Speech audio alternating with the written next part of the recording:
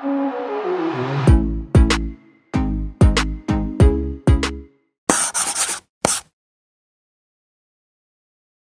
guys, and welcome to this new video tutorial.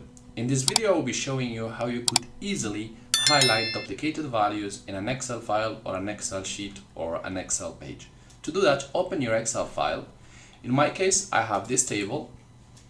So to highlight the duplicated values, what I will do, I will select both rows and I will click on Home, click Conditional Formatting, select Highlight Cells Rules, and select Duplicate Values. Once done, I will select here Duplicate, or I can select Unique.